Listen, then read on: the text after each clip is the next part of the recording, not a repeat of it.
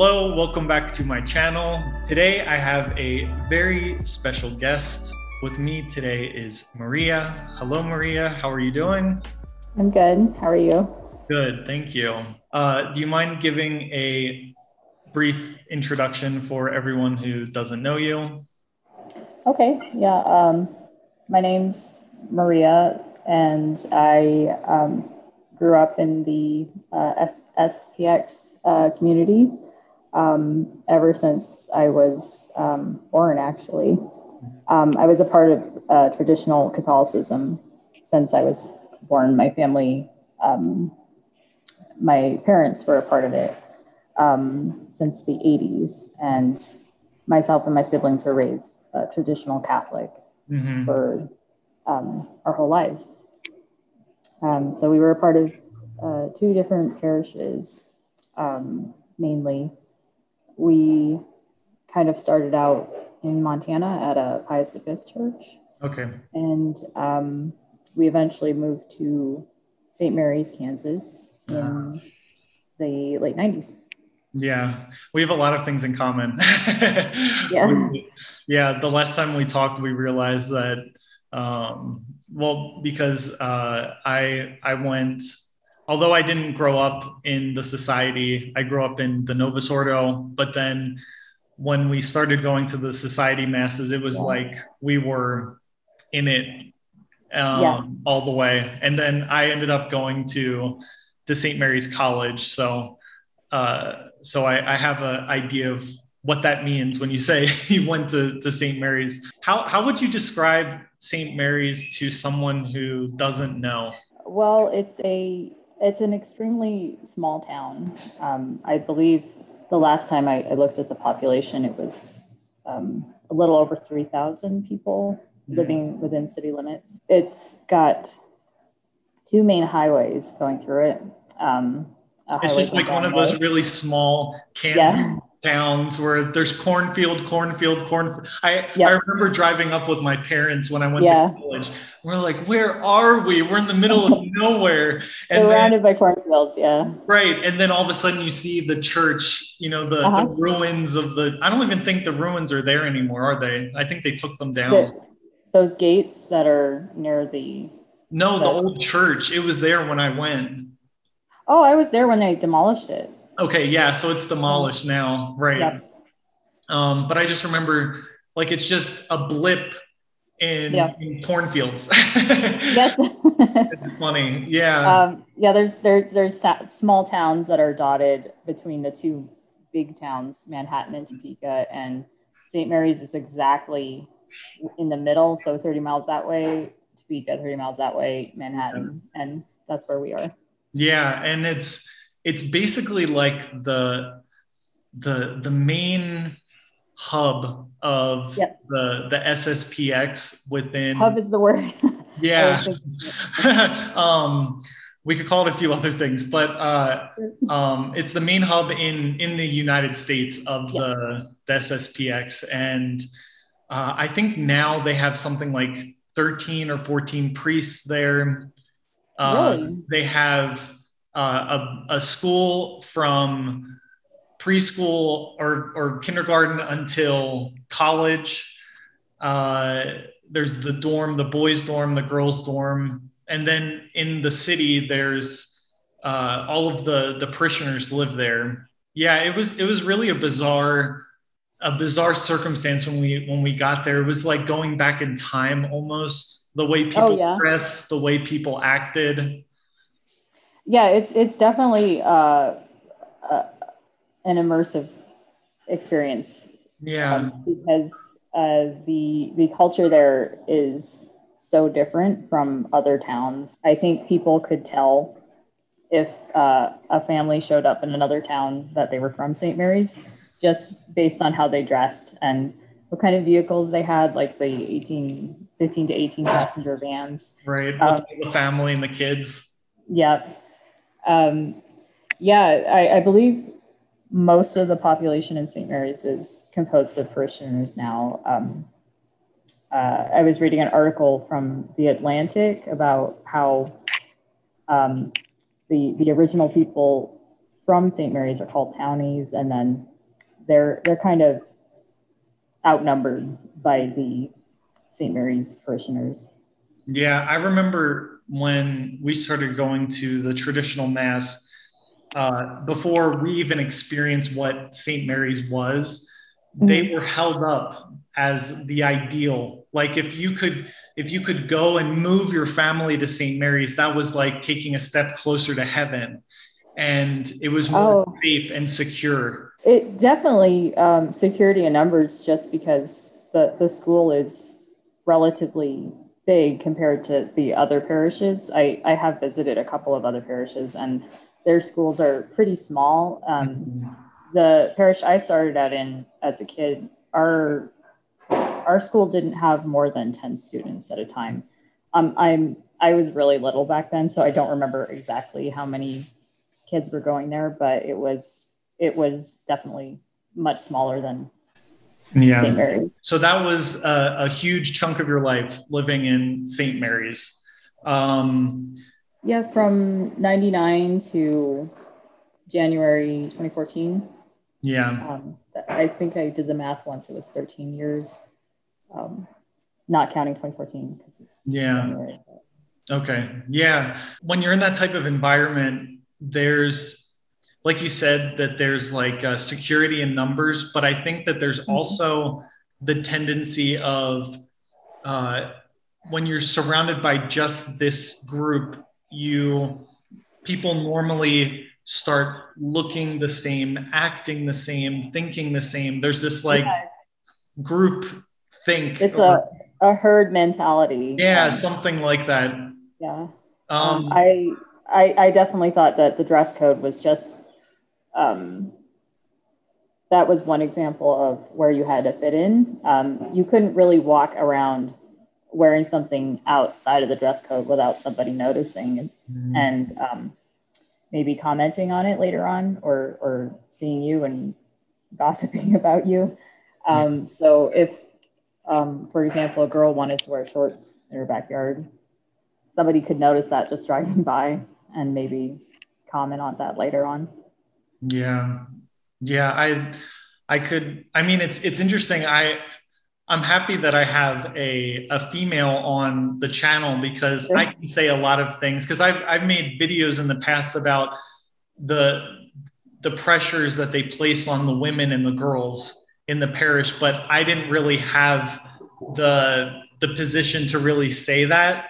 Like the experience, like if no one knew anything about the Society of St. Pius X, about St. Mary's, what would you say are the main points that are taught to little girls and even women, kind of their place in the social structure? Well, I did give an example about the dress code. The dress code was a really clear rule that women and girls had to follow. If you were stepping out of line in that was immediately picked up on, just obviously because that's like what you wear kind of defines you when you go out in public, or even when you're in your own home, because it was also a family thing to have a dress code enforced. What would you say is the ideal for a woman or a girl? What was the ideal dress code? We were given mixed messages a lot on that. Now that I think back on it, at the time I thought it was reasonable, but then looking back, I'm like, wait, what? It makes sense. This goes back to what we were saying. It makes sense when you're in the group. Yep. Everything makes sense. Yeah. When I was in school, and when I was trying to look up, I guess, research on like how to dress properly. There were some books that were published on how to dress properly and modestly. And it was always stressed that we had to cover up our bodies, but also be attractive. And so that is kind of a hard line to draw, because they were asking that people cover up and not draw attention to themselves, not be vain, not be occasions of sin for men. And also, we had to be attractive for men and look beautiful and express our femininity. Everything directed at men. Yes. So you're saying not to draw attention to yourself to be an occasion of sin, but at the same time, you're supposed to look good and draw attention to yourself. It doesn't make sense. It was, we're thinking back, how are you supposed to do that without making someone mad? Because there were levels of modesty that I noticed. Some girls and women, they were perfectly fine with having a dress that was just at the knee, because we were asked to not have a dress above the knee. So they would be just at the knee and maybe a little higher, but certainly not a mini skirt. Of course, they're always not pants, not shorts. Oh no. No shorts or pants. Shorts, obviously, because it showed skin. And then for pants, the rules were a little vague on that. It depended on the priest. I was told that pants would reveal the crotch area and be like form fitting, and it shouldn't be something a woman should wear. And then there was also the argument that women, that was the bigger argument to me, that was spoken of the most. It was that women were trying to be men if they wore men's clothing. But they tried to give like a theological explanation for not wearing pants. Yeah, exactly. I mean, everything that you're saying, it's the same.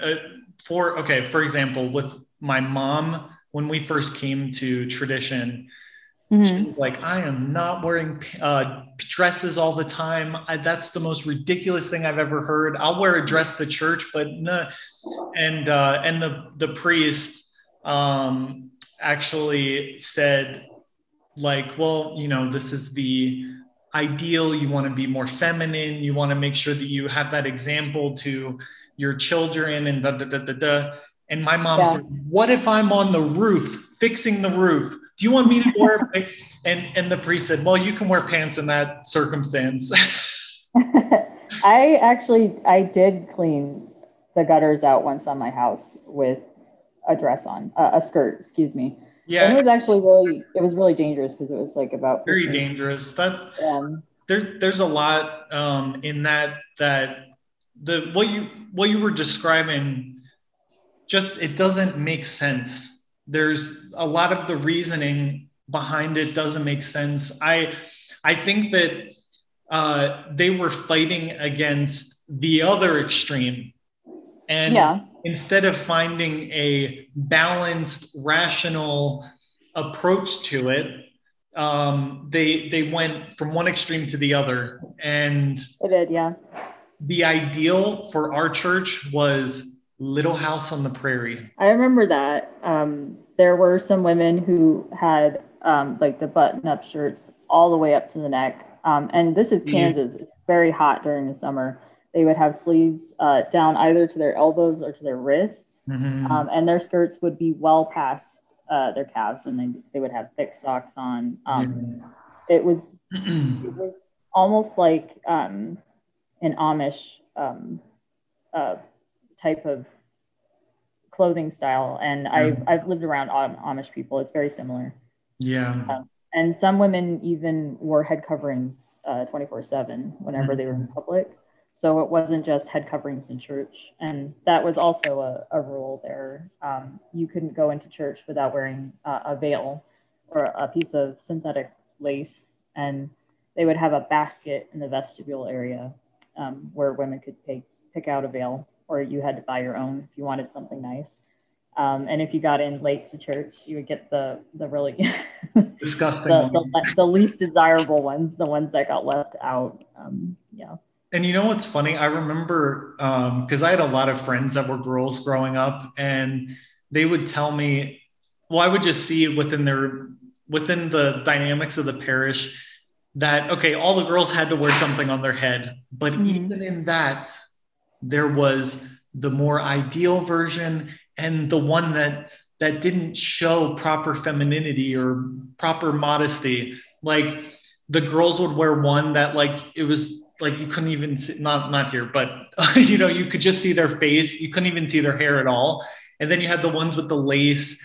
And you know, once the lace started getting a little frilly, then it became a little vain. And then you were looking too much into how you looked. And then there were the people that had the little circle things on top. And I remember look those. at them like, you know, you're just doing it to be conformist or something. Yeah, those little circle ones, they would put them on toddlers or like little girls who they're babies basically. But yeah, some women would just put that on their head like, all right, I'm doing it, doing the thing. Right. But yeah, I definitely was aesthetically minded whenever I tried to pick one out. It was a little disappointing when I had to wear the ugly one. Well, you look on your Instagram page and you're definitely, you like how you do the makeup and everything. It seems like you're very detail oriented. You like colors, you like things to look nice. And it's really nice to choose what I want to wear now. When I was going to school in St. Mary's, the uniform really bothered me fashion-wise. Yeah. Just because of how ugly I thought it was. And I'm not the only one with that complaint. So I started going to school there in the early 2000s. And during the early 2000s, they had platform shoes in style. The black platform shoes. Oh, yeah. And we weren't allowed to wear them because I guess they thought it was like too fashiony and too immodest because it was like supposed to be a sober shoe to wear. But we could only wear Oxfords or Mary Janes. Yeah. And yes, the soles of the shoe had to be below a certain inch level. Otherwise, we weren't allowed to wear them. And that really bummed me out because I really wanted a pair. And they fit the school look, but yeah, we couldn't wear them. You couldn't be too worldly. You couldn't have, the designer, anything. You couldn't even have, I remember even having a t-shirt with like Nike on it. That was considered like, oh, you're too. No brand logos. Nothing. None. And there, the Adidas sport jackets were in style back then with white stripes. Yeah. And we were specifically forbidden to not have any jacket with a stripe on it. It's amazing. It's like anything that you may want in this world, we're going to forbid it. Taking all the enjoyment out of putting clothes your look on in the morning. Yeah, I know. So I know we could talk about that forever. And maybe that might be something that might be an excuse to bring you back on. But I want to slowly turn towards what do you think at St. Mary's, but that can be applied to anybody in the country. The mentality of the relationship between the faithful and the priests. How were you taught to approach a priest, to, I don't know, trust the priest, to look up to him? Well, they were definitely I would call them the highest ranking members of a community like that. They had their own housing. They all lived in the college building, I think. Mm-hmm. That's where they lived. And there was a convent for nuns as well on the campus area. But yeah, they were considered secondary to the priests, even though they also were religious. Mm-hmm. The whole setup of St. Mary's was centered around religious services there, the going to church, going to mass. And the priests were the center of that because they were the officiators. Mm-hmm. I guess whatever rules came up in St. Mary's, it was led by the priests, specifically the rector. whoever was in charge that year. Because in charge of the schools, the priest that was in charge of the schools. Yeah, and it was like the principal of the principal. Yeah, right. Yeah. Because the girls and boys had two different buildings to go to school at, and they had their own principals. But then the rector would be in charge of those principals as well, and in charge of everybody pretty much. How would you say, maybe not necessarily from your experience, but what would you say was or is the mentality of that position that the priest holds in the lives of the faithful? Like what I know from my experience, it was almost like the priests were set on like a supernatural type of pedestal, and whatever they said was gold. That was from my perspective. I don't know, maybe from your family. What was your? Well, it felt like we couldn't really have a conversation with one of them if they were just walking down the street. Oh, okay. And I'm kind of going back in time to like when I first moved there and I was 10. It was a little intimidating to see a priest, and it didn't feel like I was also a naturally shy kid. I didn't want to go up and say hi to one of them because it always seemed like they were separate, and people treated them very respectfully. And if you were a kid and you got in trouble and you were in trouble with a priest, it was terrifying. Because it seemed like they had the most authority. So you were telling me before in our other call that there was a time in your life when you were looking for help, and because of the position of the priests, they kind of take the role of not just the person who celebrates mass, who hears confession, who's your principal, but they kind of take a role as like your go-to for everything. Not just you, but for that's how people treat them. If they have marriage problems, they go to the priest. If they have this, they go when it's really they need other people, other professionals. Yeah. But in the mind, it's like, no, the priest has all the answers. Mm-hmm. Well, I mean, they kind of direct everybody from the beginning. In my school, we didn't have priests as catechism teachers. We had nuns for the girls. So the boys had more contact with priests, but they definitely would have to approve a marriage before it began. That was the first example I was thinking of. A couple wanting to get married within St. Mary's would have to do classes with a priest.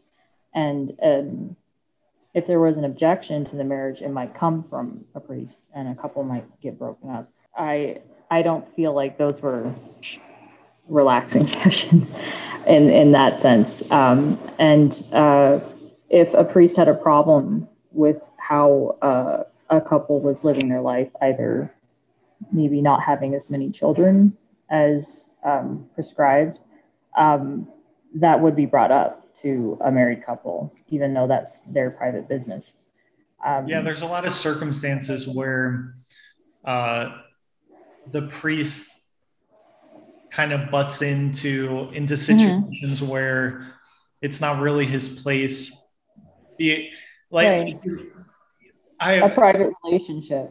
That was just the first thought I had. Like I don't know if that needs to be addressed if it's not brought forward, but I have heard of times that it has been.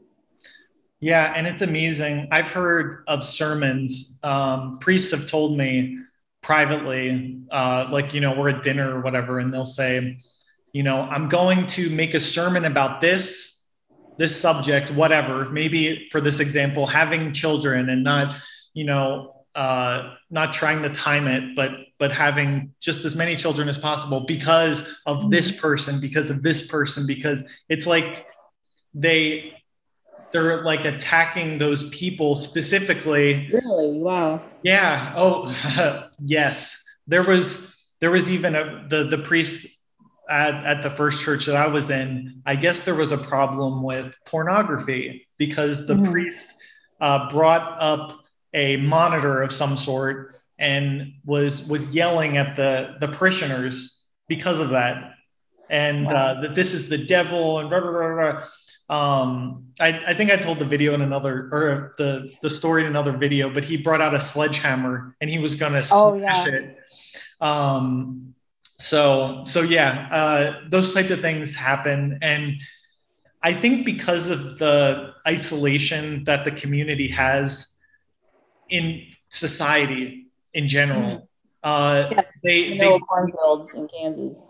Yeah, exactly. And they think the priest is our leader in all aspects. Sure. What happened specifically from your experiences that brought you to a state where you had to seek recourse from the priest? The thing that I don't understand and that keeps coming up in a lot of stories that I come across is that if everything is perfect, then the system kind of functions and it kind of goes according to plan. But whenever there's an instance of necessity, of maybe some sort of deviation from the perfection, from the ideal, that's when the system kind of falls apart. Like a priest who is having issues, it's like, I'm not in a perfect state, so I need help. And that's when they're like, oh, I don't know what to do. So yeah, I definitely got that sense. It was really strange because this is a town full of people, and every person on this planet has problems that come up now and again. And you would need guidance and hopefully some support from reaching out for that guidance. And it always, I also have seen a lot of the same narrative where somebody comes forward for help regarding a personal matter, maybe something that might not be criminal, but that involves like a choice that they have to make, and they're not sure what choice to make. And the person that they speak to, a priest or a religious leader, like a prioress, like in my example, they seem inconvenienced by that.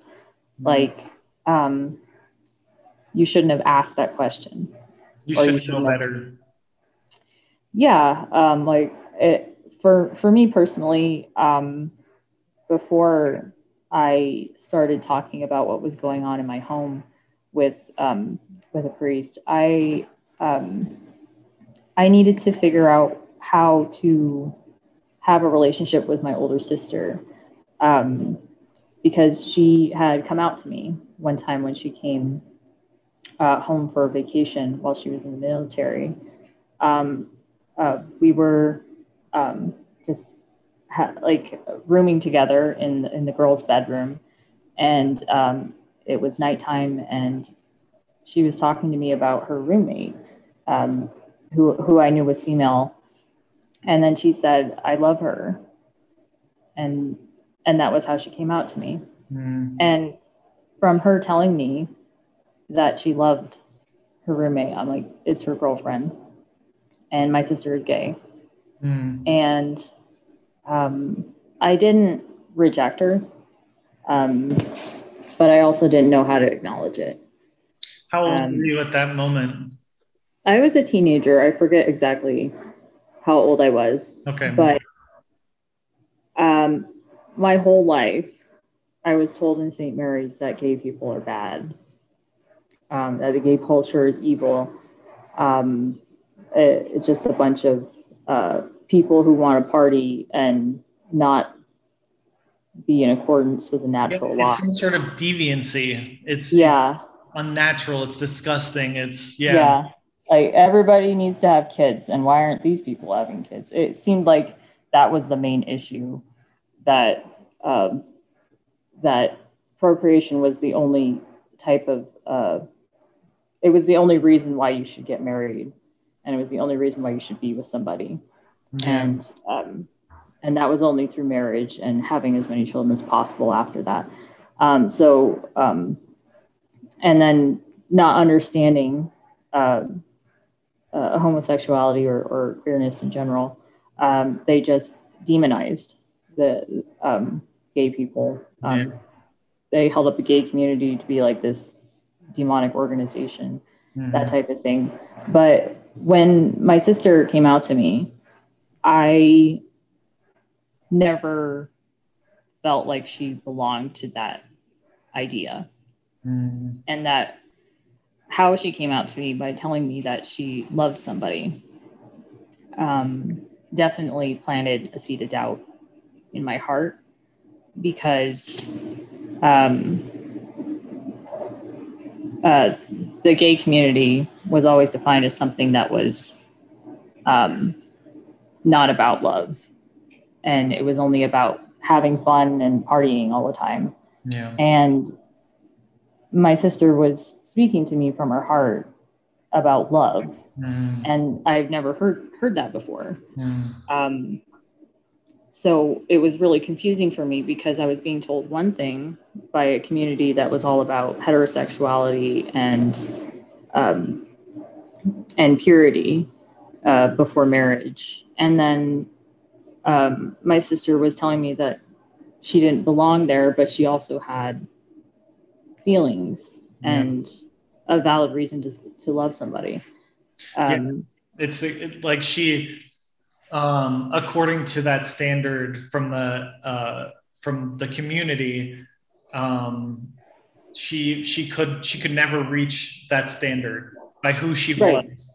And it's not something that she chose, it's just, she'll never be at that standard. And it's like, it doesn't work for those types of people. It doesn't work. Yeah.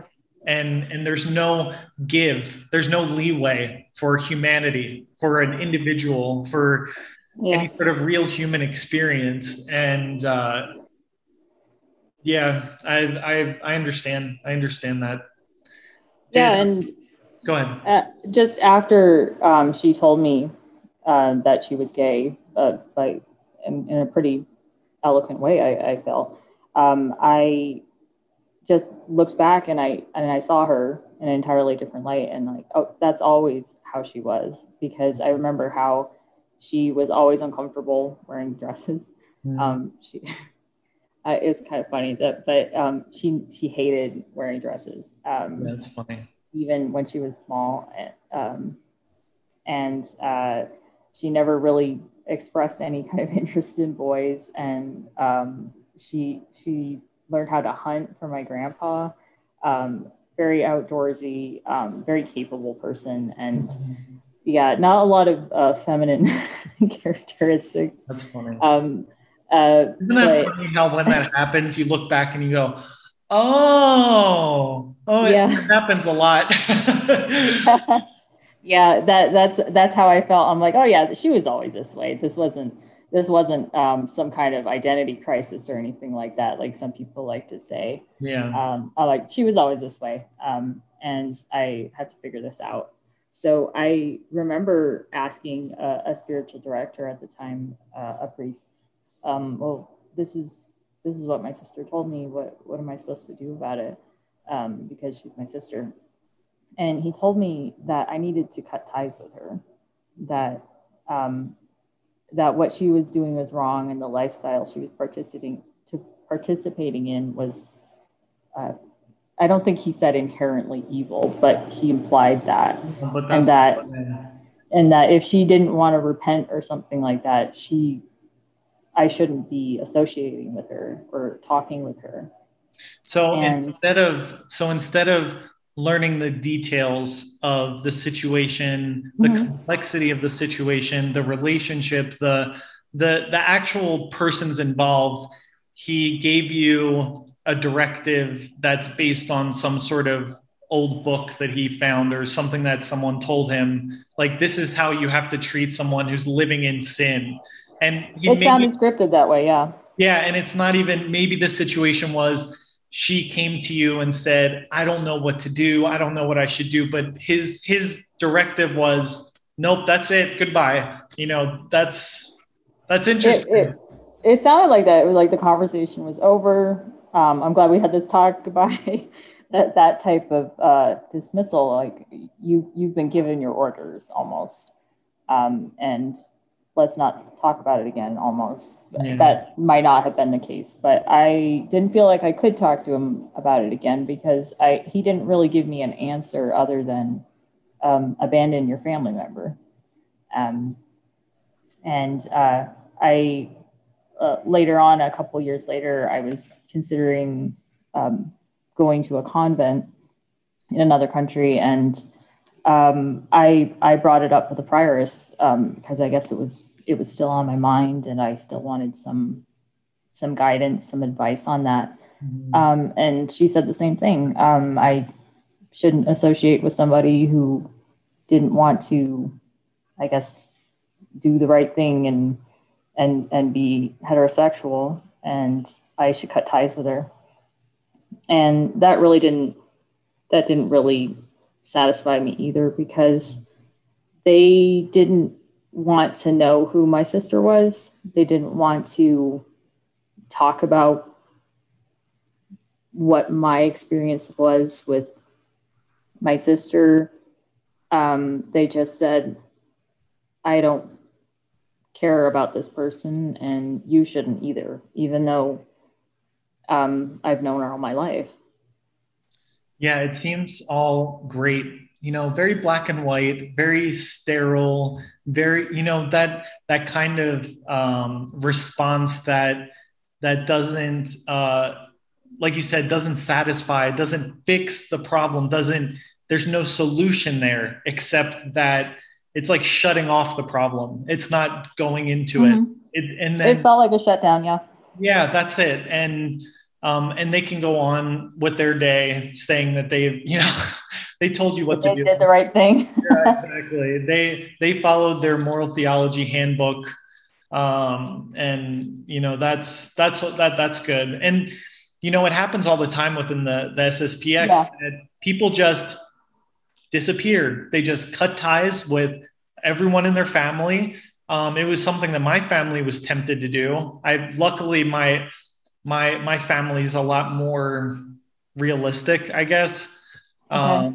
And so there wasn't a complete cut of members of the family, but there's that pressure. Like, you don't want to, like, it was always this like anxiety. Like, okay, if we go to this wedding, that's not a Catholic wedding of one of our relatives, and they want us to be a part of the ceremony, does that mean that I'm giving them, I'm showing them that they're correct in what they're doing? I can't do that. And it's just to create problems all over the place in every religion. We were told specifically not to go to other churches, not to go to the Novus Ordo, the other Catholic church in town, not to go to a Christian church, not to go to a synagogue, none of that. And it's like, if you're really affirmed in your faith, you can go wherever you want. Right. I never saw that as a practical rule at all. Like somehow going to another building with another set of people who worship a different religion is somehow going to be like spiritually infectious to you or something like that. It was schooling. No, it's true, but I think with that type of traditional community, membership is salvation. Mm-hmm. Anything that may possibly put that membership up in question, like any sort of temptation, any sort of doubt, like anything that might lead you astray from membership in that community, and even some sort of like losing your reputation and being shunned from the community. Like there's this pressure to conform and to just disappear and not be different, not like everyone has a mask on. Like, this is who I am. This is how I have to act. But in the back, inside, it's totally different thing. In their homes, everyone's different. Yeah. It annoys me that there's a lot of those two-faced type of of characters involved. Yeah. Did you do you have an example of that when you were in St. Mary's to go to college? Yeah,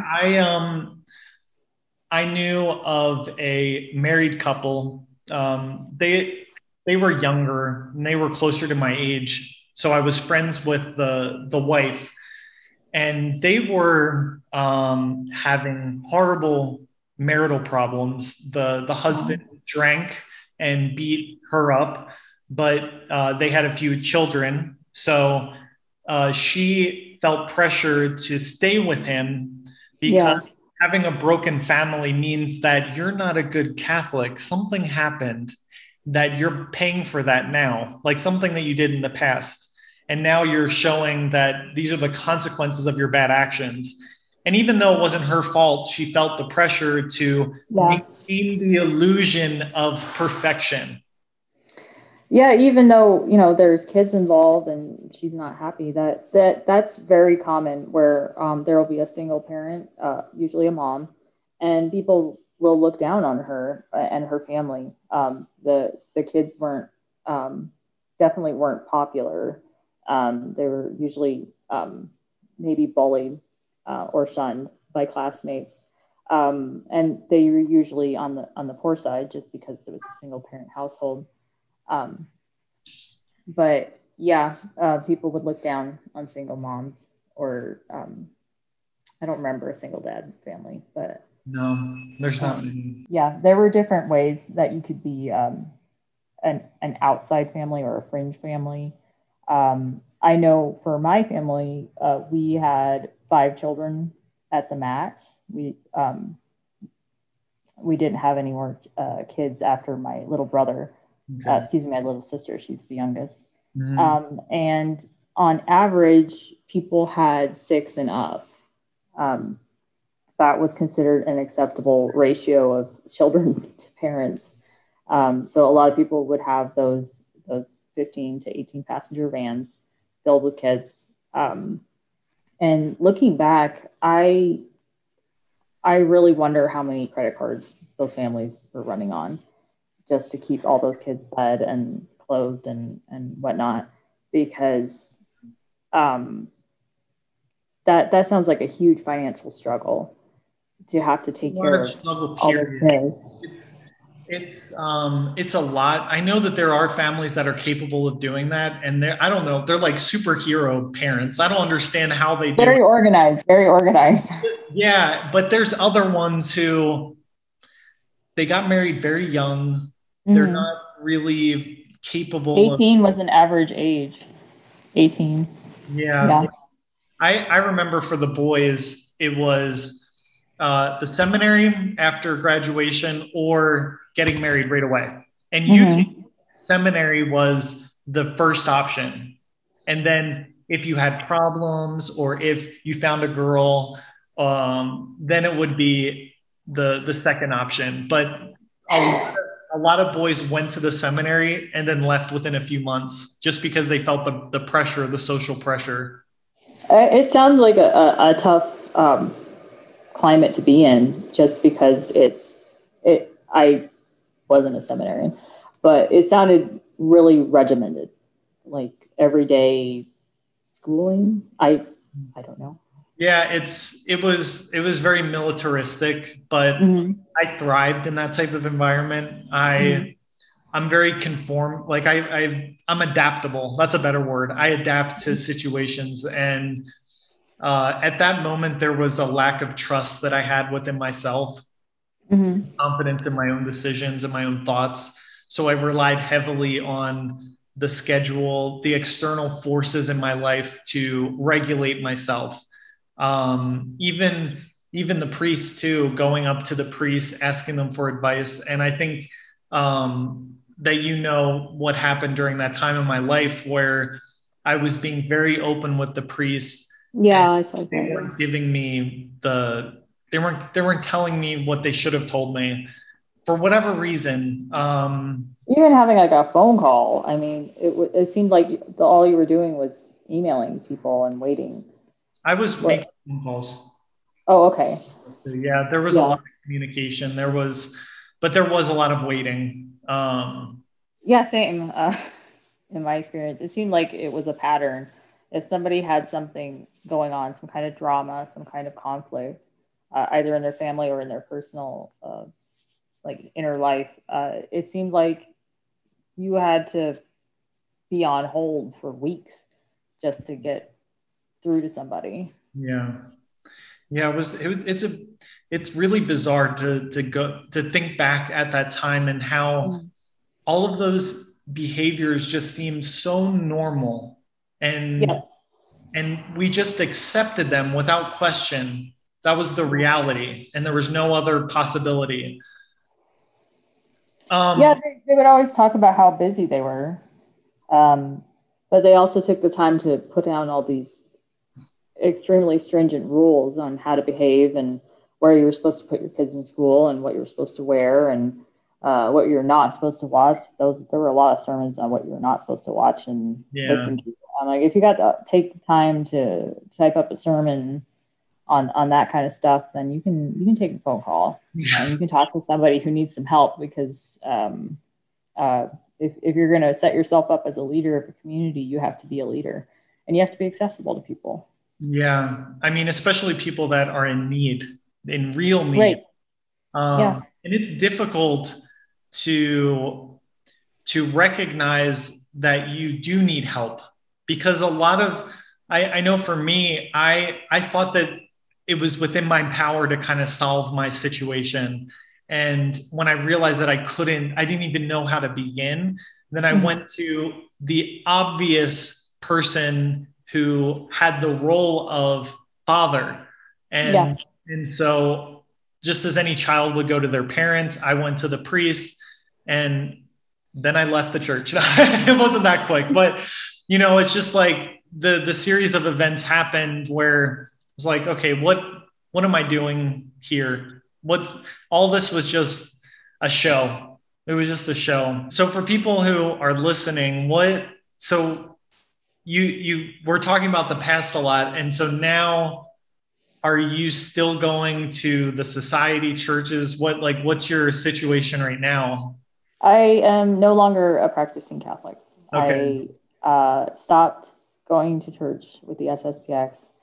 I did try 1 or 2 times to go to another traditionalist chapel, and the atmosphere there was not good either. It seemed pretty dead there, and the priest was doing a sermon on how we didn't have to evangelize to people in the outside world, because if they weren't willing to see the truth and join us, then they could just go to hell, and we only had to worry about ourselves. And I heard that, I'm like, okay. Yeah. These people are a little cuckoo. Oh, like, wow. So inspiring. Wow. It was very depressing. And I'm like, this is not the place for me. So yeah, after that, I kind of hung on to some prayers and spiritual practices. But then I just stopped, because just of how things were, from my life in St. Mary's and my family life, and how I tried to make things work out and tried to get help from priests, and it just, I got let down. And I got let down big time, especially in regard to my family. And it was like a domino effect. I've said that before, but it just kept adding up and piling up. And when I finally got away from St. Mary's, I went completely radio silent. I deleted my Facebook. I only talked to a select group of people just to let them know, hey, I moved out. I'm arrived at my destination. Okay. Hope you're doing well. That type of thing. And then I gradually just went and did my own thing. Yeah. It's difficult to describe kind of what that process entails, about thing, because it's not black and white like those people, the priests and all of them will will say. Like, they see people like us and they just say, oh, this is what happened. They weren't strong enough. They didn't persevere till the end.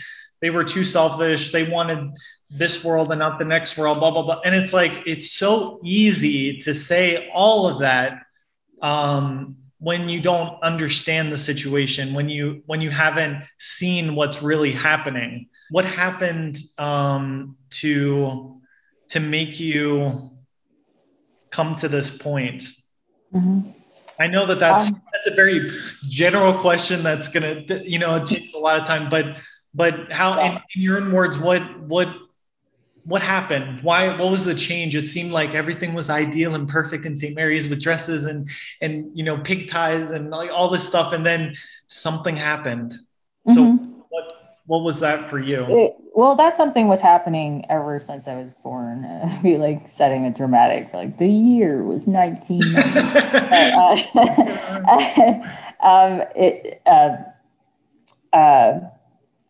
I had a childhood that was really rough. Mm-hmm. My mom was abusive. And ever since I can remember, she was abusive. And I've had to deal with that my whole life. So I had my siblings. And it was like a family secret that really isolated me from other kids and from speaking to adults, because CPS was called on our house a couple times. And we were coached not to tell anybody. And later on,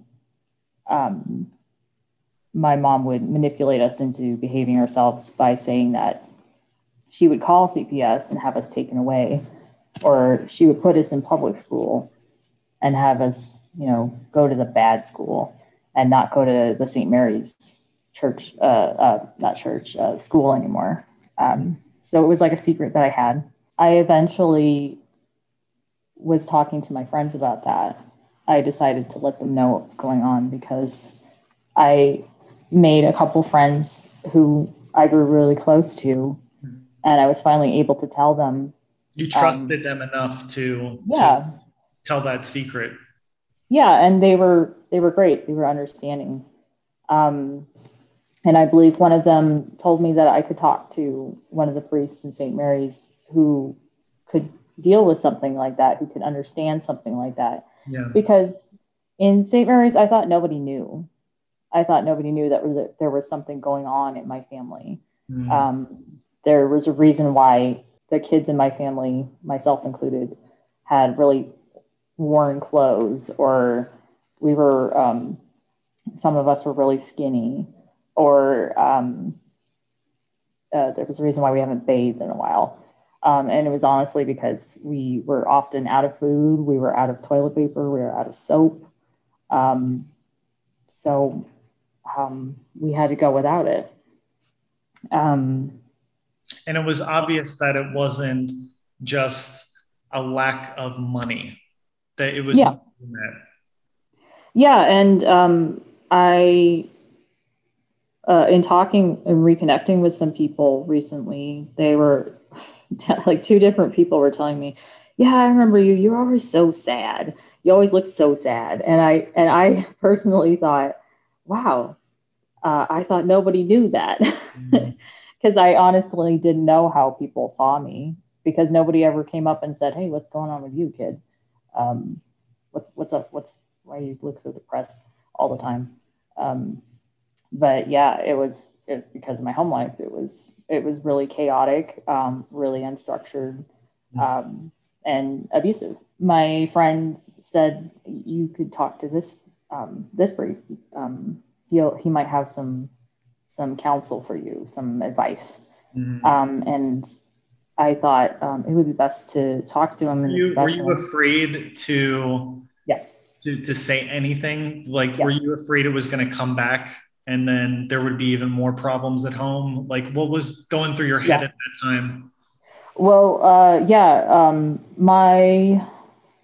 mom was the abusive parent, not my dad.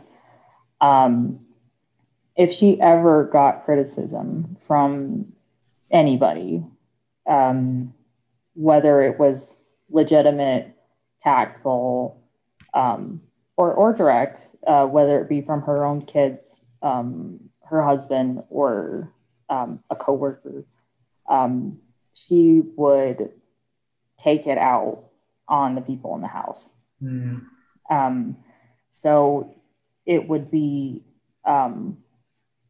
like screaming rages, things being broken, that type of thing. And of course, the blame going entirely on whoever brought it up, and whoever would agree with that. So I knew that I had to talk about it secretly because I didn't want it coming back on me and having all that blame put on me by my mom. What was happening with, because did you say that you were in the middle of all of your siblings? Yeah, I have 2 older, 2 younger. Okay. And what were the older siblings doing in the situation? Like, my older sister left as soon as she graduated high school there. Okay. And she joined the military, and she was, Okay. So she was able to get her housing and money. She also went to Iraq, but at least she was away from St. Mary's. Was that you just wanted to get out as soon as possible? Yes, and going into the military was as difficult as that was for her. It was her only option, pretty much, because she didn't have a car, she didn't have savings, because her savings would go to us to try to feed and clothe us, the family. So it was her fresh start to get a life for herself. And as for my older brother, I think he really bought into that codependent cycle, and he did not really do anything to support family. That was kind of a burden that was placed on the 2 older girls, myself and my sister, while she was still living with us. And so it felt like it fell to me to do something to try to get help in regard to my mom. And the timeline on that is kind of fuzzy. I don't remember if I asked for help before or after my dad died, because he was sick for about half my life, like 10 years of sickness, and eventually he died. And so then even more so, that pressure fell to me to, I guess, stand in for my siblings and take care of them. Because I was in the same boat as them. I didn't have any savings. I didn't have a car. So becoming financially independent to like move away and say, hey, my siblings can move in with me. That was a plan I had. And then I could see how that was a really difficult plan to execute. Well, you told me before that, like, when the abuse was directed at you and you only saw yourself in the situation, it wasn't until you saw it happening to your younger siblings that you thought, okay, this has to change. It wasn't just, this isn't just me, this is everyone involved, and I need to do something.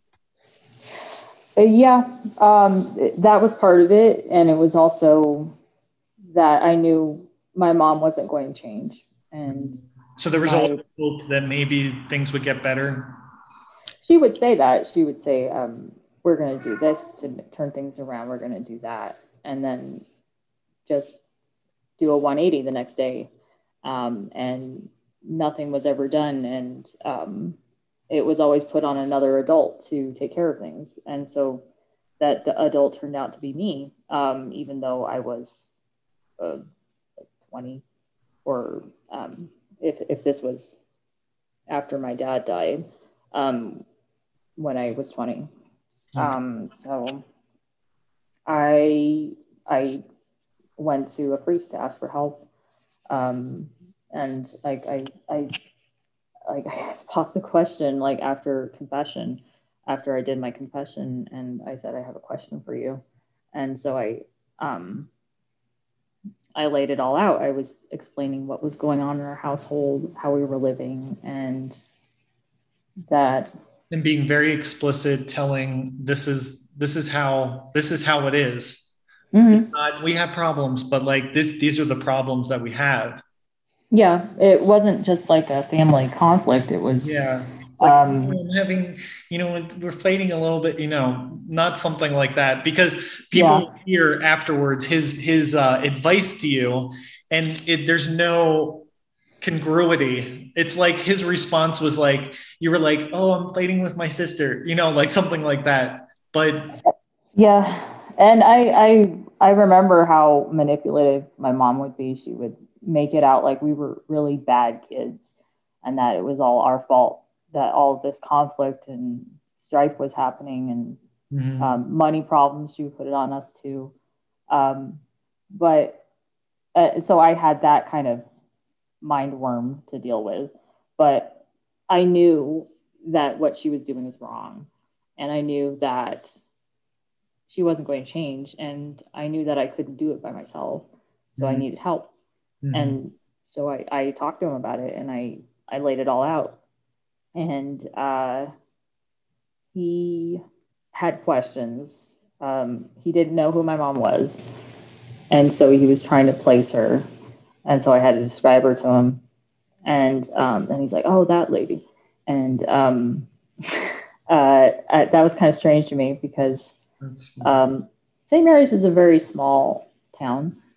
And I think it's strange that even if you don't know someone, like on a conversational level, like how do you not know who a person is within this group structure if you're supposed to be ministering to them and leading them? But he didn't know who she was. Maybe he was lying, I'm not sure. But it seemed like he was being supportive, because he was telling me, oh yeah, this is bad. No kid should be raised like that. Like, you should have food and clothing and shelter, the basics, the basic tenets of living. And I guess he wanted to know why, like, I thought she was acting that way. And I said she must have some kind of mental problem, because she's often out of control, and it's undiagnosed. So I don't know how you intervene with that. Is there a way I can help, like, have her get help? That was one of my questions. And I wanted to know if she could get persuaded to go get some therapy or some medication or something like that, because from having lived with her my whole life, I knew that there was something off with her. And he told me that, and I'm kind of paraphrasing this, but unless my mom's a danger to herself and others, that's what he said, she can't be made to go to get mental help. She can't be institutionalized. He said she either has to, like, be throwing herself in front of a car or something for that kind of intervention to take place. And that was kind of a downer for me, because I wasn't going out to try to make her be institutionalized and stuff like that. I just needed some help. Yeah.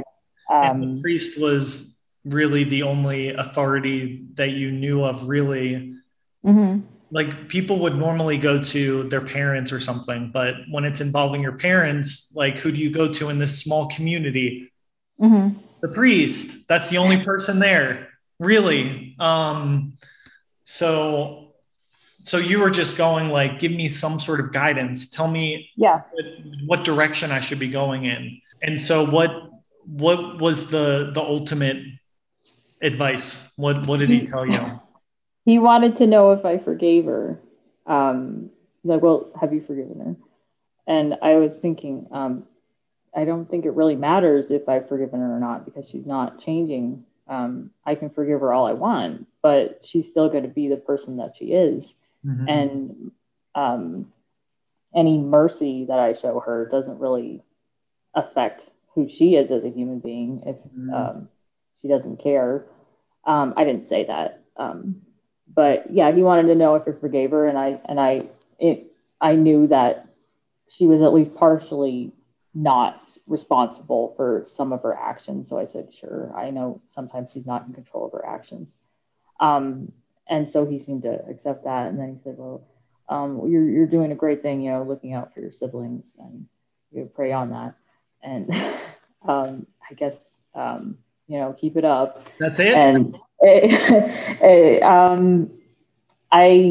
that's what I can remember. I think there might have been more. Just if I went pray an back. extra rosary. Yeah. And I guess he said something about, if something else comes up, to give him a call or something like that. I'm available. So your siblings, your two younger siblings, are in the house. There's a danger to them. Mm-hmm. And minors, yeah. Okay. Domestic abuse. Do you think if that's the right classification? But yeah, it is. I think it is. I think it's a general term that covers a lot. What was the consequences of that conversation? Like, was that the only conversation that you had with a priest, or? I only seem to recall having that one specific conversation. There might have been a second one. But the outcome was always the same. It was that some advice was given based on a kind of a spiritual level, not practical at all. Mm-hmm. And I was sort of shoved off on my own to handle it by myself. Mm-hmm. Because I don't know, I guess it would have been too much trouble to pick up the phone and call CPS to do a home check and see exactly how these kids were living. And this family was not providing for them on a basic level. Do you think there was an element of saving face in the sense of, like I was saying before about the friend that I had, there's this necessity to maintain the illusion that everything is okay, everything functions, this is a good community, this is a thriving community. Do you think that there's an element of that went on where, like, I don't know, from your perspective, if you were afraid to go down that path because maybe something would happen with regards to the whole community, or what the priest was advising you to do was kind of just throwing it under the rug to prevent anything from getting out? Like, what do you think the dynamics were with regarding to that? Well, looking back, it was definitely an action of sweeping my family's situation under the rug. I was not given any practical advice on how to deal with it. I was not told that I could report it. I was not told that a police investigation was valid in that situation, or a CPS people don't realize the mentality of the people, that they depend on basically how to breathe, when to go to the bathroom. Everything depends on the words of the priest. People don't understand that there's so many people in that community, especially in St. Mary's, where it's very isolated. Yeah. People don't know how to function without the system. Mm-hmm. They can't think on their own. Yeah, and in my case, I was very isolated. I had this crazy home situation that I never talked to anybody about except privately. And after I learned to trust them over several years of friendship. Right. And then I thought I had to handle this as privately as possible, because I did not want backlash from my mom, and I didn't want people to find out and start gossiping about it, because the gossip culture in St. Mary's is incredibly toxic. Yeah. People get rumors spread about them just for doing nothing. Yeah. And I didn't want that. I just wanted to take care of it and handle it. But I was told to take care of it and handle it by myself. Yeah. And I didn't even know that this priest was a mandatory reporter. And like any type of leadership in a school, any teacher, any faculty member, even a janitor in a school, and I'm sure that any religious leader in a church, which would qualify as a priest, they have to report abuse when they see it. They are a mandatory reporter. It's a law that you have to follow. And he broke the law by not reporting and not giving me proper advice on this. Especially because it was you coming to him as a child within that household. It wasn't someone coming and saying, "Oh, Father, I heard this happening in this house." Like usually you make a judgment based on fact. And so you come in, you say, "This is happening." If that happened to me, I would say, I'm going to check this out to see if this is really happening, or maybe even worse, or maybe, whatever. Like this is something that's serious. And the priest should understand the dependence that the families have on them. Right. So it's their role to kind of be there. And he never checked it out. He never called my mom, I don't think. He never talked to her, and he never came over to at least look at the state of the home that I was living in.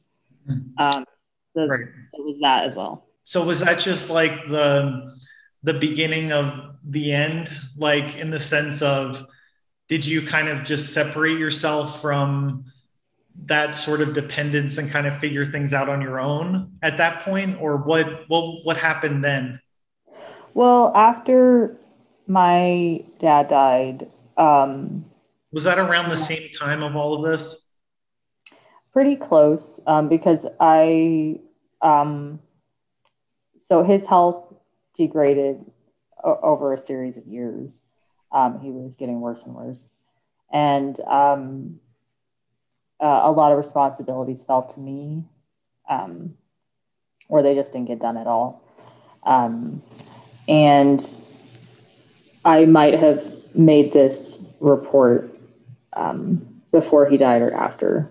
But after he died, my younger siblings dropped out of the academy. They were dealing with grief, and they lost their dad, and it was really hard for them to continue on with school. Yeah. And a criticism I have about St. Mary's Academy is that students who are struggling are just left to fend for themselves. Either their parents can afford a private tutor for them, or they figure it out by themselves. The system works if everything is perfect. The system works if, just like we've been saying over and over again, as long as everything, there's no problems, no kinks, no human reality, then it goes by. But if there's any sort of qualification to that, then goodbye. Yeah, that's really stupid. Yeah, it's unrealistic. It's trying to maintain an ideal, or not thinking too abstractly in creating the system, like not being practical. Is that what it is? I don't know. It was very impractical. Either your family was set up and organized in a way that provided structure for a kid to succeed academically, or the kid had to do it by themselves. Right. And I couldn't do it by myself because I was a kid. I eventually dropped out, both from illness and also struggling constantly academically. It was very shameful. I got set back a couple of grades. I genuinely thought I was an idiot because I couldn't keep up with my classmates. And then turns out I'm actually a naturally smart person. I was able to graduate college with high honors. And that was not fair for me to be put at such a disadvantage. When I think there was a lot of elements that weren't fair with your past, things Sure. that were outside of your control. I think that's just obvious. And it seems like it's just like you said before with the dominoes, it's just like everything was set in place in a very perfect way where all of that was coming down at the same time. Yeah, going back to that timeline, my siblings had to go to another school, and they had to go to another SSPX school or another private Catholic school, or they couldn't go to school at all. Because that's the mentality, right? Yes. Public school is evil. They indoctrinate children to be worldly freaks. And we couldn't be associated with someone like that. Right. With a group like that. So the kids had to be protected from the outside world, and they had to go to school with a sanctioned religious school that taught catechism and whatever else was necessary. Catechism first, it always felt like. Right. And so my siblings went to another state. They went to boarding school in another state. And I went with my sister, and I taught at the school that she attended. I worked as an assistant teacher. So for 2 years, we were mostly out of state, away from St. Mary's and away from my home. And as tough as it was for my siblings and myself to be working and school, going to school at a really, in a really tough environment, very structured, very military style.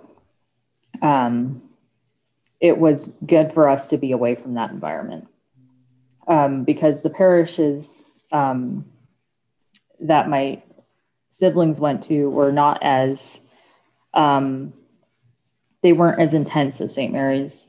The community wasn't as populated. The families, they all kind of lived in their own households in different towns, and they would come together for church, not all in one town, all up in each other's business all the time. There wasn't as much of a surveillance state thing going on. After I moved back, after realizing I didn't really have a future as a nun, because that was one of the reasons why I was over at the boarding school, I was considering a vocation as a religious. I was serious about it, and I felt like I should try it out to see if I had a calling there. And just from working in a convent for 2 years, I knew that I couldn't cut it because the sheer stamina you have to work that kind of job. You have to be up like 5:30 in the morning, maybe earlier, and go to bed at 11, 12.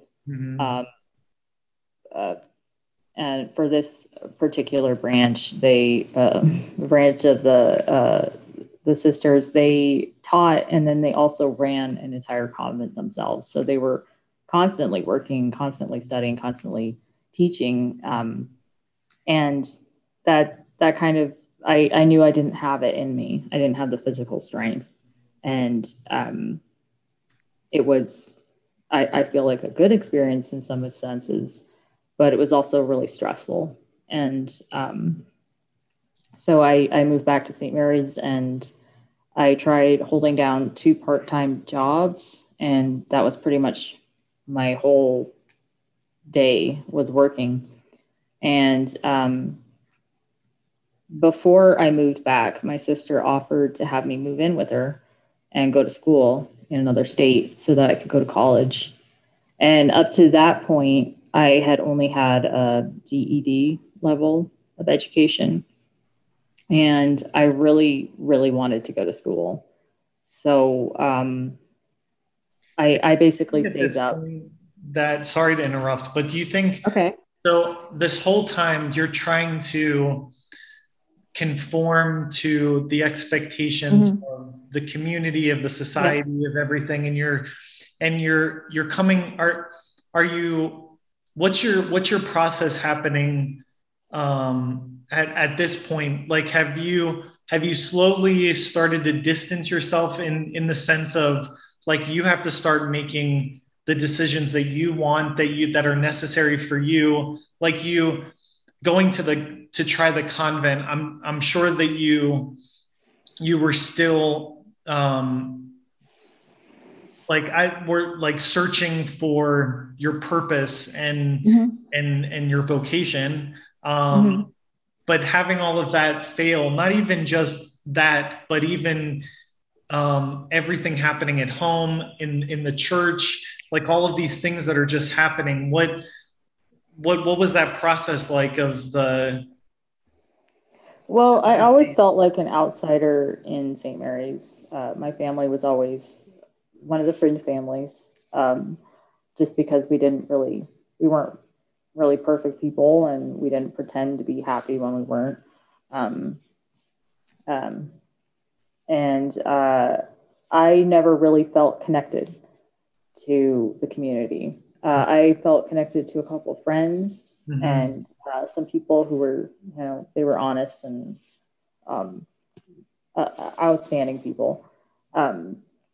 There were some good people there, but as a whole, the culture there was very toxic to me. Very, very cold and unwelcoming.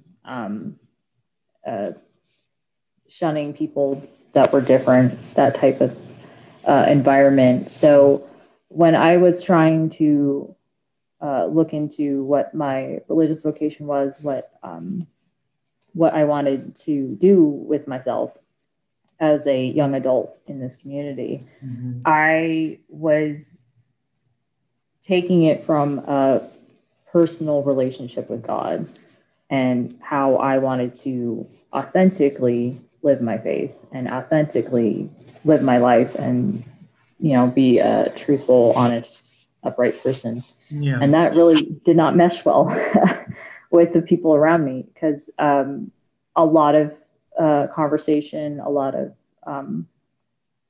lifestyle choices were based on superficiality and conformity, as I saw it. And to me, the most authentic thing I could do was try to see if I could be religious. Yeah.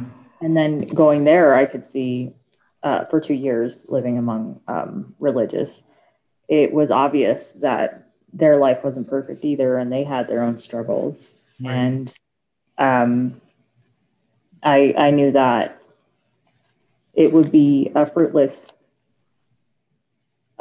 ambition to try and sacrifice my life in a convent because I didn't want to be showing up with health problems and become a burden on a community when for a community like that, you need everybody to, be some kind of. That you didn't want to be a nun. It was that practically speaking, it wasn't for you.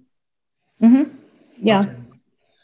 And then after that, I was trying to see what I could do with myself in St. Mary's as a part of the community, and I just couldn't see a future there because I just couldn't. Unless you're a nun or a teacher or a wife, there's really no options for girls. Yeah, that's true. No real encouragement to go to college or start a career, except maybe to be like a domestic type of worker. Traditionally, a nurse working at the nursing home in town, or working at a coffee shop, or a cook. Yeah, maybe doing sewing projects on the side or working from home. But yeah, teaching, a nun or a wife. Right. And I did actually work at the kitchen at the school. It was pretty hellish. Yeah, I can imagine. Yeah, really hard manual labor. But yeah, I never wanted to play the dating game that was part of St. Mary's life. I didn't want It's to. not dating, it's courting. Yes. You're already thinking about marriage before you even start dating. I'd It's be very not getting to serious. know someone. It's seeing if this person is suitable to have my Mhm. babies. Yeah. There was no casual dating, no such thing. You couldn't have fun. You couldn't hang out. There had to be a purpose to you hanging out with someone of the opposite sex. So that was a source of anxiety because having not socialized with boys since grade school and being told that any little action or uh, appearance of attractiveness could be an occasion of sin for a guy. I was kind of in a bind where even if I wanted to get married, I couldn't be the one asking someone out or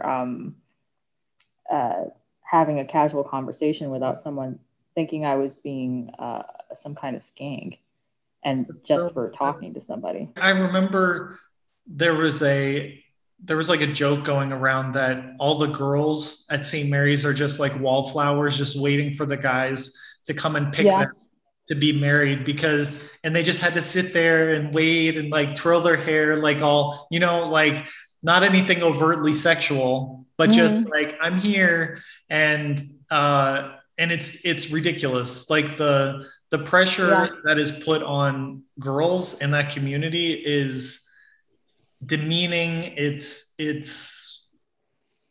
inhuman. I don't know. It's very disgusting. Like I said, I've always had friends that were girls, and just seeing the way that they were treated and disrespected. Yeah, there would be rumors about girls who were just, talkative and friendly, and they were being told that they were flirts because they were being talkative and friendly. Just wanting to have a conversation, and that was seen as bad. So obviously that gave me severe anxiety. I did not want to be seen that way. I never saw myself that way.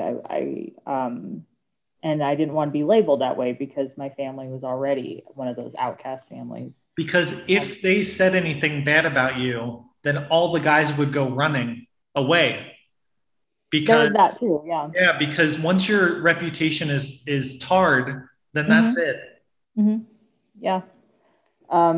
So yeah, I never dated in St. Mary's. Like I had acquaintances, like when I attended the college for a semester, but that was also a high source of anxiety just because of you have these men and women just being thrown into the mix together. It's very bizarre. It's because all through grade school and high school, everything, there's a clear separation between the boys and the girls. And then in the same campus, there's the college. Is it 4 years now, or is it still just 2? When I attended, it was 2. I don't know what it is now. I think it was kind of 4 for certain people, but most people just went for 2. But in the same campus, then they just bring the boys and girls together. And there was this joke like, oh, the girls just want to find a husband. And, it's just like all these, the mentality is, but like you were saying, they didn't know how to interact. They're like, oh, this is the opposite sex. What do we do? We've been told to avoid them. And now what? How do we? Yeah. Yeah. There were, I guess, a lot of rumors that went around about who was dating who, even if they were just hanging out together as friends. There was always that kind of gossip channel happening with that. And I guess it was deliberate in the way that you would have a lot of conveniently matched up couples who went to this college because they were they weren't segregated anymore, and they could be free to date whoever they wanted. And of course, the first person you start talking to on a regular basis is your soulmate. And they're the one you're supposed to get married to. Yeah, and I was just remembering that I was talking to somebody, another girl from St. Mary's, and we were both comparing notes on how we were both spinsters because we weren't married by 18 and we were both still single and not looking by the time we were 23. And looking back, I was just thinking I was so young.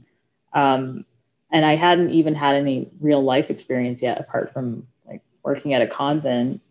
But yeah, I was just living in that teeny tiny town and thinking of myself as middle-aged or something like that because past her time.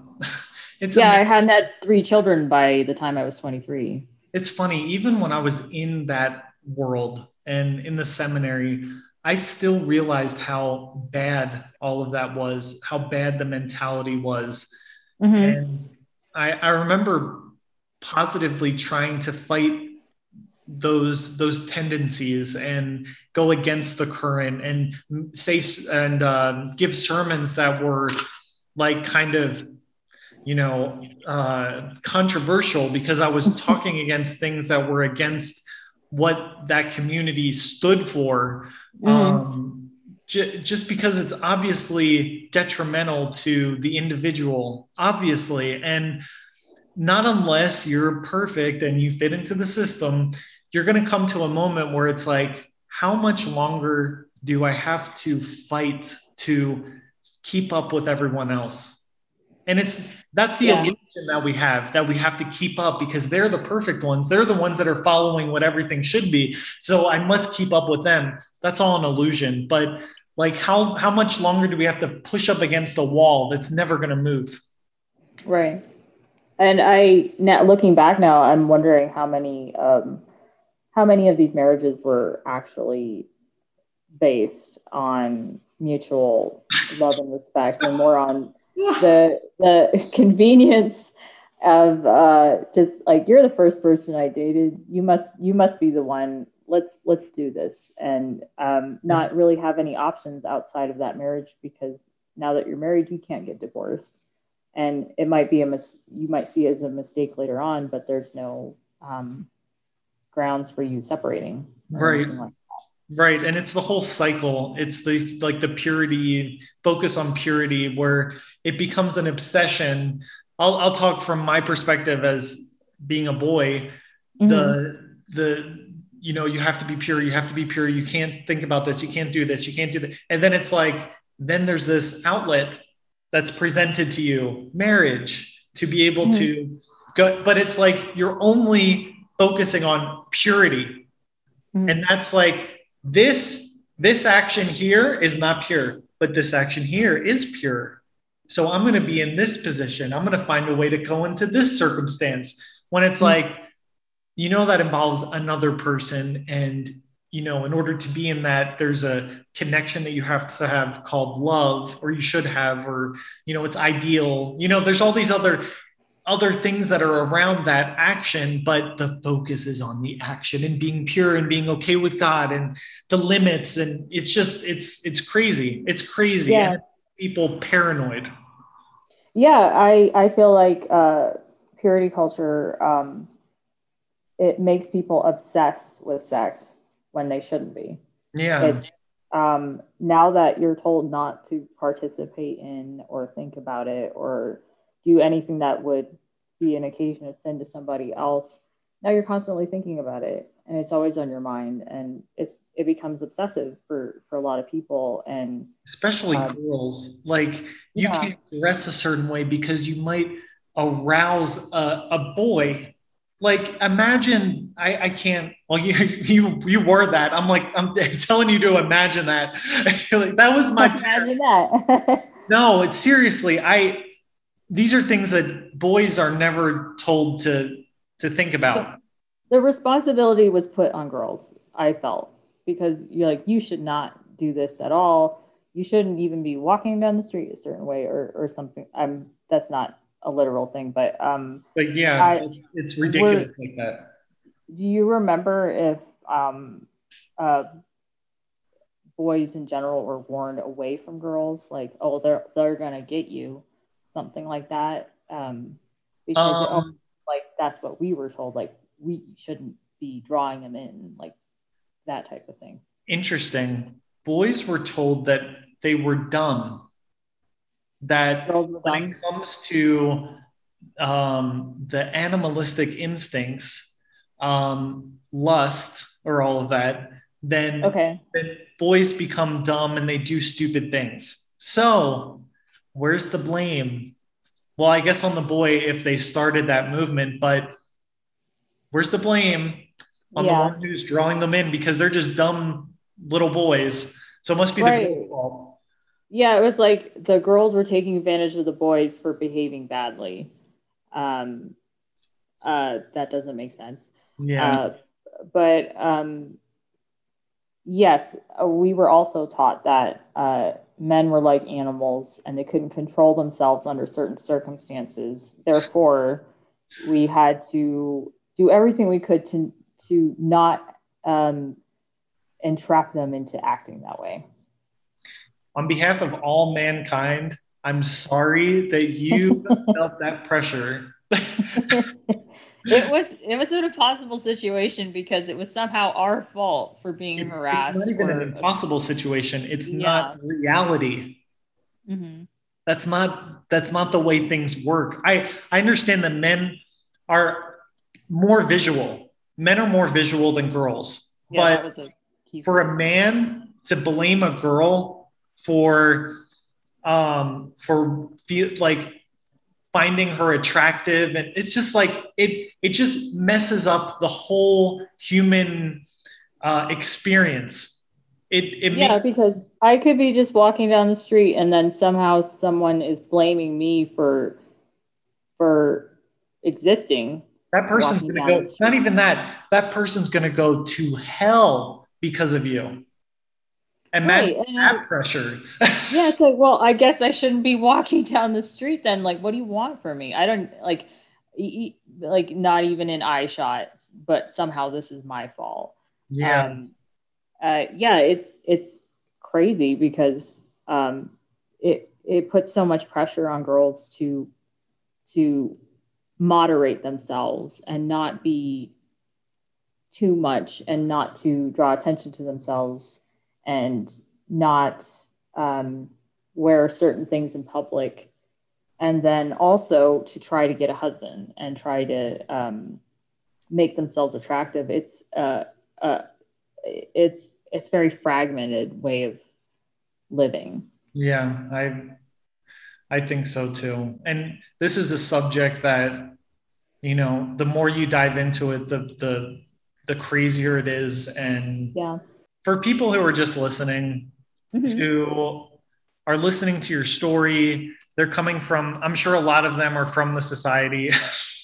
But even just people who are just tuning in, who don't understand everything, all the complexities, maybe that are going through issues of themselves where they're kind of figuring things out with the faith and with God and kind of their place and everything. What are some like final thoughts that you would like to throw out there? I can honestly say that I have felt most at peace with myself and where I am in life from having moved away from St. Mary's and lived on my own. There was always these cautionary tales about people who moved away from St. Mary's, how they got into drugs and alcohol, and then they just dissipated their lives, and they're just partiers and worldly seeking individuals. But as for me, I left because I wanted to go to college and I wanted to get an education because I missed out on that. And I wanted to reconnect with my older sister and have a peaceful home life, which I had actually never had. And I was finally able to get that after I left. That's what I got, and that's what my younger siblings got because they moved in with us, and now myself and my siblings who left, we have a life for ourselves. We have jobs that we pay the bills with. Some of us have jobs we enjoy, and we're together and we're a family. And I can honestly say this is the happiest I've ever been. And I am no longer practicing Catholic because I have too many bad memories based on what I was told and what was not truthful in my religious experience. So I can't consistencies between what they portrayed as the ideal and then really in practice what that turned out to be. I agree. Yeah. I can't go to another church, another Catholic church. I'm reminded, and I don't want to be associated anymore. So I am still spiritual in my own way, and I still believe in God. I don't associate myself with Catholicism anymore. I understand the devotion, and I understand the peace and fulfillment that someone could have from being Catholic. Yeah. And I respect that, but I personally can't participate anymore. Yeah. And because it's too painful, and it reminds me of my very burdensome past. Yeah. Do you think that you could go to a different type of church, a different type of religion? I'm kind of a lone wolf when it comes to spirituality. I think I'm a little churched out because there was a lot of it. Is the door still open for maybe in the future to see if anything happens in the future? Like right now, you just need to take your time and separate yourself from that. If I came across the right group, I have attended services at different churches, it was interesting to finally attend a church that had different practices, and there was some benefit to that. But for me personally, the best progress I've made spiritually has been on my own. That's interesting. It's so fascinating to hear other people's stories and to see what their progress is, because I mean, we have a lot of connections because we came from the same community. We had different experiences, but we understand each other. But even just hearing other person, their perspective on life, it really does help, because I felt pressure when I left to fill the hole that Catholicism and God left within. And it's a gaping, huge hole. Everything in my life was centered around religion. And so I felt like, oh no, who am I? What am I supposed to? I don't have to say that I'm definitely this, definitely that I definitely don't believe in God, or I definitely do believe in God, or I'm not there yet. And that's okay. And I can, in the future, come to that moment where I can approach that subject and figure it out. But at the moment, this is good for me.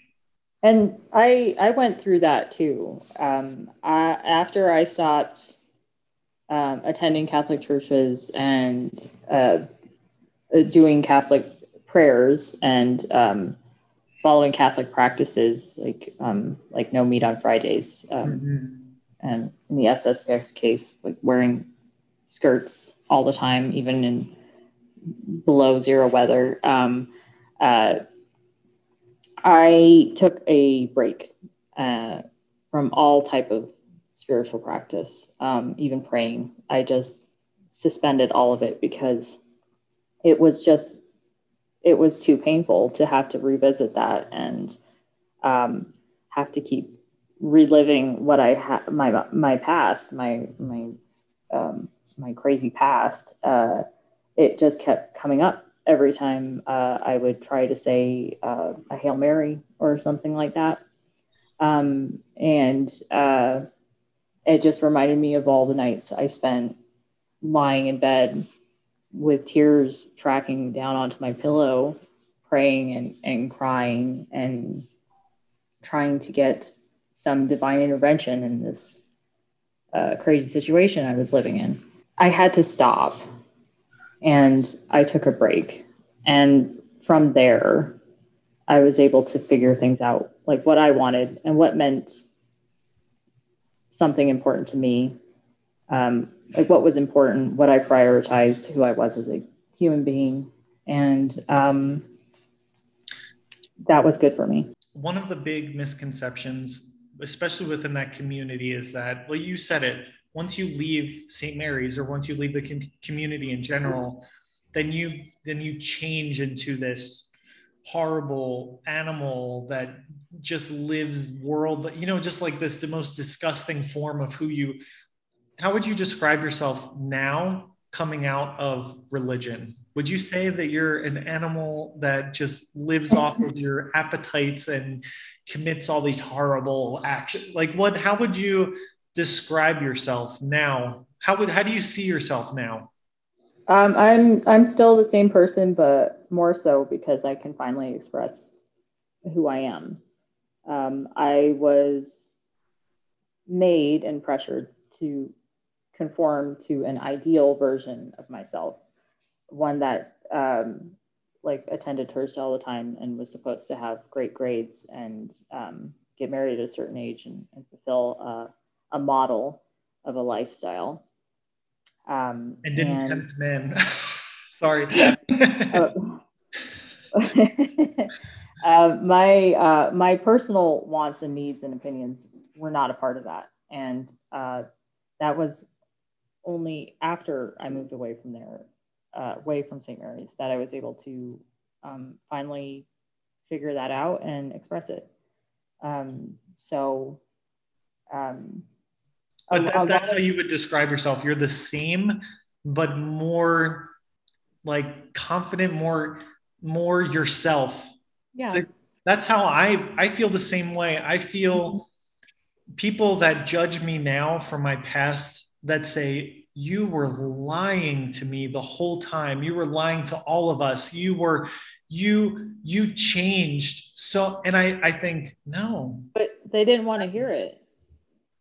They didn't want to hear it, so you couldn't say it. Yeah. And it wasn't that, like the whole part of me that's gay, like, that only comes into play, like in particular moments of your life, like every other aspect of your life. It's not like being gay influences who you are in everything, every aspect.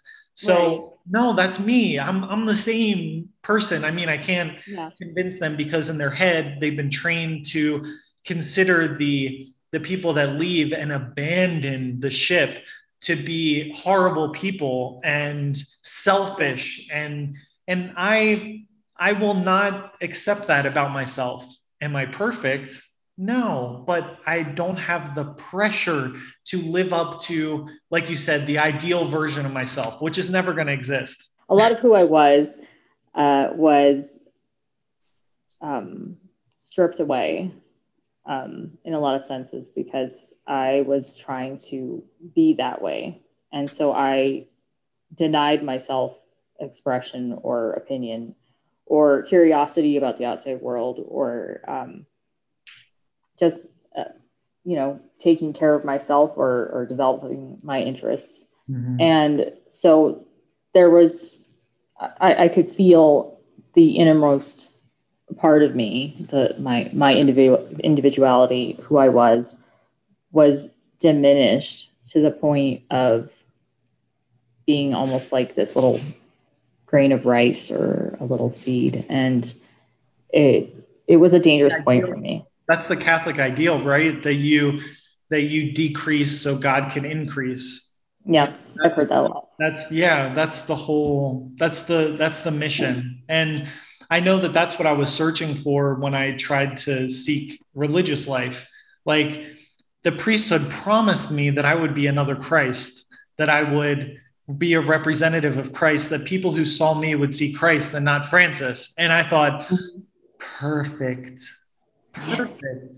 They won't see me because I considered myself a disgusting person, a horrible person that wasn't worthy of anything. But this was a promise of being something of worth in people's eyes and God's eyes ultimately. Yeah, that was really unfortunate that you had to deal with that, and I'm sorry you had to deal with that. Yeah, thanks. That sounds really hard. You know, this is an interesting idea. You don't choose where you grow up, what family you grow up in, what religion you grow up in. So I think that I'm proud of the person who in my past tried 100% to do what was demanded of him. And that shows me that I'm capable of great actions, that I'm capable of being generous. And I think that's something that we all should see within ourselves. Anybody who's tried to conform to some sort of religion, some sort of structure, but really conform, really try to become that, it shows a greatness within us that we're capable of giving ourselves. Yeah, it shows a lot of inner strength, even though it was misplaced. I feel for myself as it was. I felt like that direction was my only option. Yeah, if I was meant to be a part of this purportedly special community, I had to fulfill my obligation of being a part of this group, and try to be the best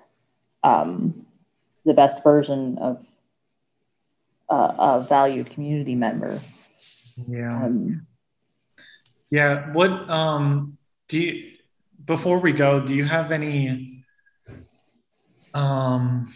advice for anyone who's maybe in maybe that crisis of not knowing what to do, where they should go? They find themselves in a similar situation with this religious structure, and maybe their family, whatever, that some in a similar type of situation. What would you say to them? In the case of abuse, there is help in the outside world. The cops aren't going to take you away from your family. If you're a kid reporting on your parent, that's not their job. Their job is to investigate and see what's going on. More than the priest. Yeah, they're not qualified to make that call. There are people who devoted their life's work to be helping in that sense, and there are good people who work. That was my cat. That's okay. There are people, they work in Child Protective Services or the police department, and they genuinely are wanting to help people. Yeah. And so it's okay to search for help outside of the community if you need to. Yeah. And currently there's been a lot of people coming forward and talking about their experiences, either in abuse or not getting proper help from priests, or having this covered up. And like in my case, if someone wants to reach out to somebody and they hear you and they want to talk, they can just maybe DM you on Instagram or something, or something like that, to get in contact with you. Yeah, I have only recently started doing this myself. So I know I personally would be happy to listen to what someone has to say, listen to their story, and hopefully provide some practical support as well as. You'd be surprised who hears these stories and will reach out. It's amazing. Yeah. So I'll leave down below a way for people to get in contact with you. There's people that I'm talking to as well. So if I don't have the answer, if I don't have the resources, there are a number of other people who can provide that in my place. Right. So yeah, I'm happy to help. And what would you say to anybody going through like questions and doubts about the faith, or they have those issues? What for me, I can speak for what I went through. My heart always knew what was right and what was wrong, and I was being told something was wrong when it was right. It was not wrong, and I was told something was right when it wasn't. So there was a conflict between my mind and my heart. Mm-hmm. And I feel that when you genuinely want to do the right thing, and you genuinely want to do something with your life, or be a good person, you know what you have to do. And then you have to deal with interference from people around you, or from what you've been told you have to do. But the heart knows. I found myself in living like a kind of double life, because I was mm-hmm. trying to conform so much to what I thought I should be. But yeah. really what I was going through, the reality was so different that and you feel this pressure to maintain appearances and everything. And then in the end, it's going in the same direction. It brings you peace. Even if the reality is difficult, it brings you more peace to accept reality than try to fight against it. Mm-hmm.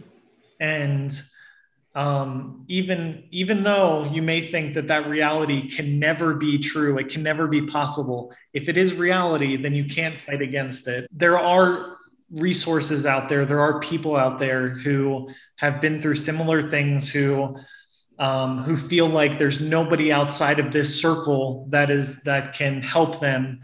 But mm-hmm. time and time again, and I think this is coming out more and more publicly, that there are people who leave who are thriving as individuals, who are at peace with themselves, who are honest people. And I think that those type of examples will give hope to individuals who may be facing similar things. I think so too. And in my case, I used to live that life, and I know that there's a lot of needless suffering that is taking place in a community like that, because some people feel like they can't leave, or that they're wrong to go, when meanwhile they're not happy. And I just want them to know that there are resources available, and there's help, and the people who have left don't hate you, and they want to be a support if you're willing to reach out, or if they want to reconcile. Exactly. And one thing that you won't find within that community in the SSPX are people who are honest about their level of intelligence and capacity. So even though we left, the illusion is that we think that we know better, and that's not the reality. We don't have all the answers. We're just on our path, trying to figure things out, trying to be honest with ourselves, and trying to mend all of these past traumas that we've been through. Mm-hmm. And I think above all, maybe you won't find the exact answer that can solve your issue, but you will find an honest person, an honest ear, who will be open and listen. And I think that's, yeah. What more do you want? Yeah, I'm the last person who wants to tell someone how to live their life, because that's something I had to deal with for most of my existence. So I would want someone to do what's best for them, and but I would want them to do it honestly. Yeah, I think that's the key word. But Maria, this has been really amazing, and I'm so happy that you were able to share all of that, because it's not easy to open up about past circumstances and situations, but it's important that other people realize that they're not the only ones, or they're not. It's not a fluke, you know. It's something that happens, and it's something that you can get through. And it's not their fault. It's not your fault. Not their fault. All right, Maria. Maria. Maria. Now I'm here in Mexico, so it's Maria. So I'll just say it like that. Okay. But thank you so much for coming on and sharing your story. I'm sure that there's a lot more that is involved in all of that, but I think it might be a good introduction, and it might get people thinking. So thank you. Yeah, thank you.